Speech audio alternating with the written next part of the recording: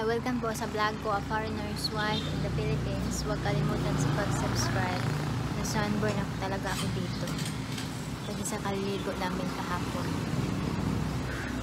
Itim na itim. I got sunburn. Right? Look. I think you have a little. Yeah, it's very painful. Should wear a hat. Yeah, it's very painful. Yeah, so nandito kami. Kinuha namin yung red kasi pinaayos namin isa ng linggo dito. Kasi maitim na ang usok. So ngayon, ang kulang na lang is yung light sa unahan at saka sa likuran. Pagkatapos ito, pipick upin namin yung foreigner na taga Peter at saka si Alma, yung previous na foreigner na picture namin sa vlog namin. Kasi gusto nilang pumunta sa bahay. So, pipick upin namin.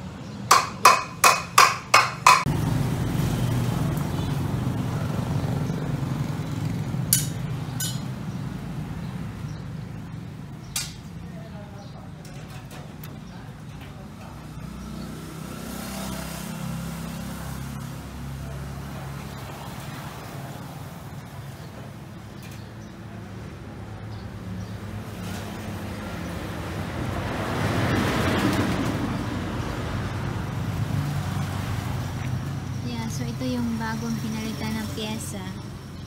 Yung engine. Ito. At saka ito. So, isang linggo siya dito na nakalagak. Kasi pinalitan siya kasi ang, parang ugong-ugong na itong sasakyan na to. Pero hindi namin, mahal namin sasakyan ito kasi maraming memories nito. So, we're hoping na maganda na ang takbo.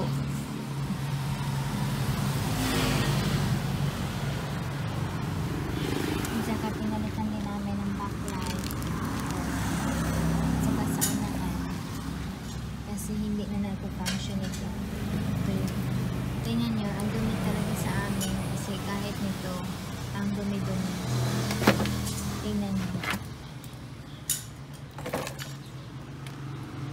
Mag-wash naman kami once a month.